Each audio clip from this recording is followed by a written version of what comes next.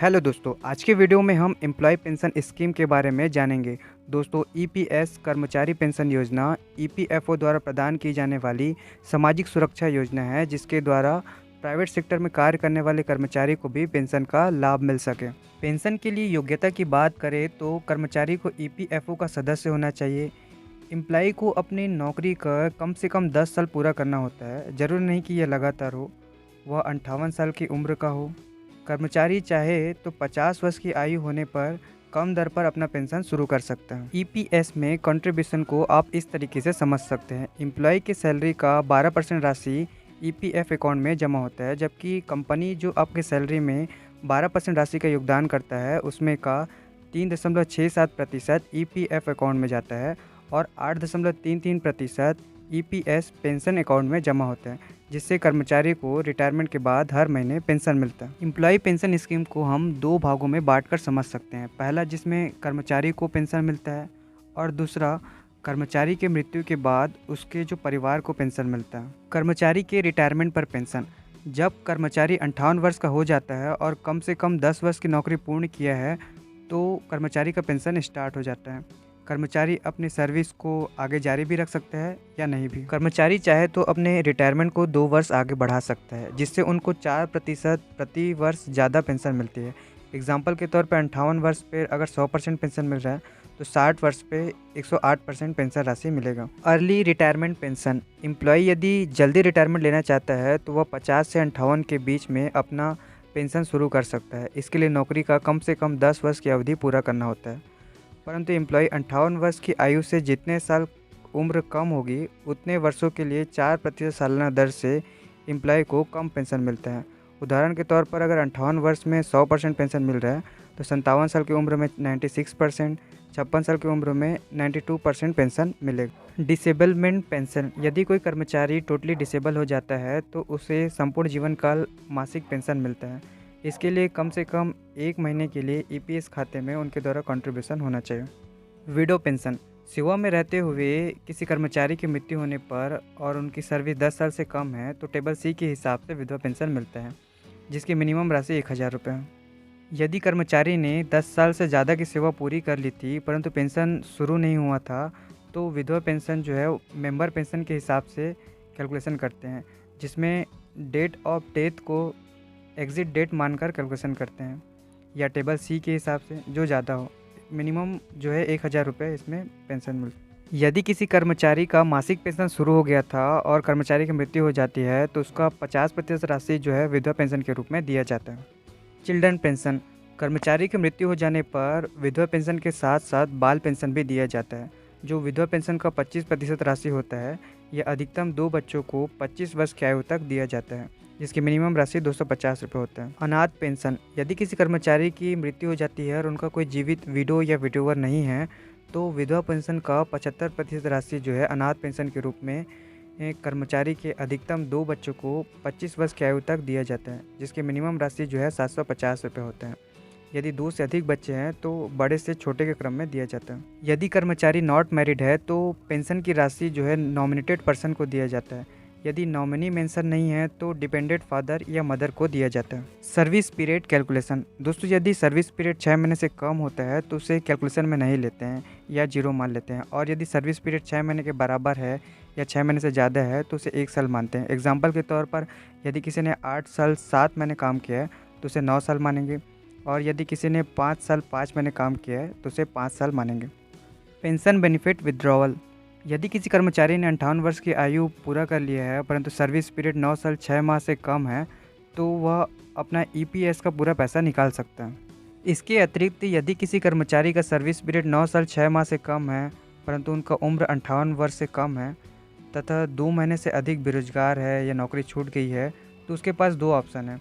या तो वो अपना पेंशन का पैसा निकाल सकता है या पेंशन स्कीम सर्टिफिकेट ले सकता है। दोस्तों, आपके पेंशन बेनिफिट की राशि आपकी नौकरी की अवधि और अंतिम सैलरी पर निर्भर करती है। इसके कैलकुलेशन को हम एग्जाम्पल से समझते हैं। यदि एक कर्मचारी मिस्टर राजू जिसकी सर्विस पीरियड 6 साल है तथा बेसिक प्लस डीए 20,000 रुपये है, किंतु ईपीएस में पेंसेबल सैलरी की ऊपरी सीमा 15,000 रुपये है, इसलिए हमने यहाँ पे पेंसेबल सैलरी 15,000 रुपये ली है। अब टेबल डी की मदद से कैलकुलेशन करते हैं। 15,000 का गुणा टेबल डी की मदद से 6 ईयर के प्रपोशन 6.07 के साथ करते हैं तो हमें जो राशि मिलेगी वह होगी 91,050 रुपये। एक और एग्जाम्पल से समझते हैं।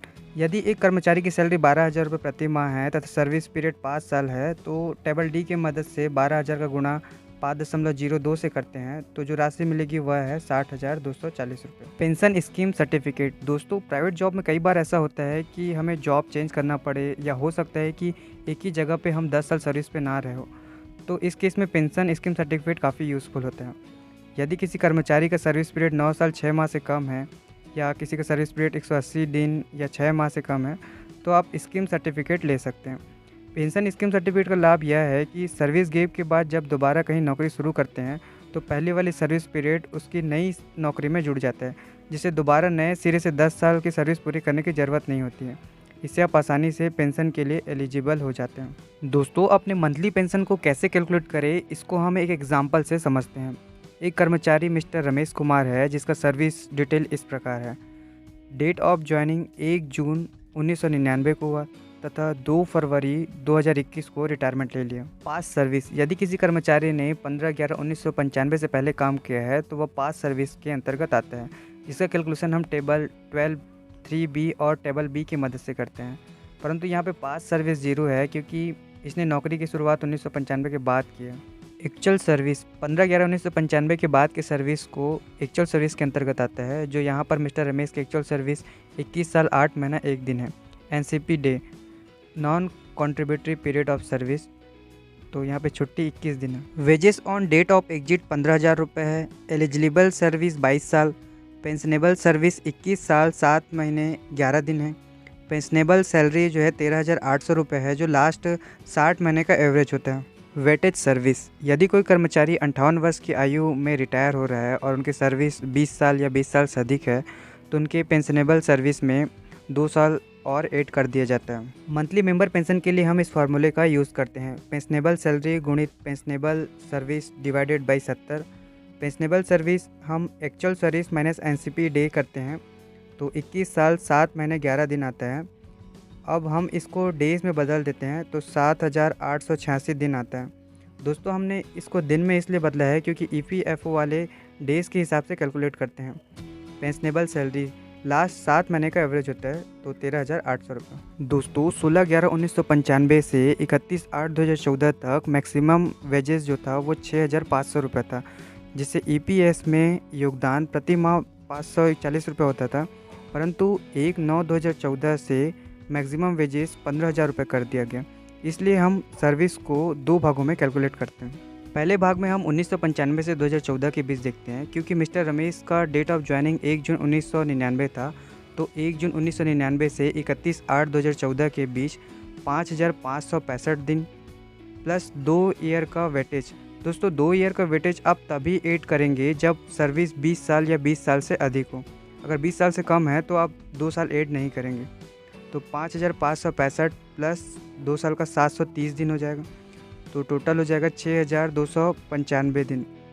अब 21 एनसीपी डे को घटा देते हैं तो 6,274 दिन होते हैं। दूसरे भाग में आफ्टर 1/9/2014 से डेट ऑफ एग्जिट जिस दिन आप रिटायर हो रहे हैं उसका दिन लेते हैं तो 2,341 दिन हो जाएगा। दोस्तों, प्रो राटा बेसिस के आधार पर पेंशनेबल सर्विस को 2 भागों में बंट गए हैं। 16/11/1995 से 31/8/2014 तक पेंशनेबल सर्विस 6,274 दिन तथा पेंशनेबल सैलरी जो है 6,500 रुपये है, तथा 1/9/2014 से डेट ऑफ एग्जिट रिटायरमेंट तक पेंशनेबल सर्विस 2,341 दिन तथा पेंशनेबल सैलरी 13,800 रुपये है। अब इसको फार्मूला में रख देते हैं। दोस्तों, यहाँ पर 365 इसीलिए लिए हैं क्योंकि हमने सर्विस को दिन के हिसाब से लिया है। इस प्रकार जब हम फार्मूला में रख कर कैलकुलेशन करते हैं तो मंथली मेंबर पेंशन 2,860 रुपये बनते हैं। तो मिस्टर रमेश कुमार को हर महीने 2,860 रुपया पेंशन मिलेगा। दोस्तों, वीडियो अच्छी लगी तो प्लीज़ लाइक करें और चैनल को सब्सक्राइब करें। धन्यवाद।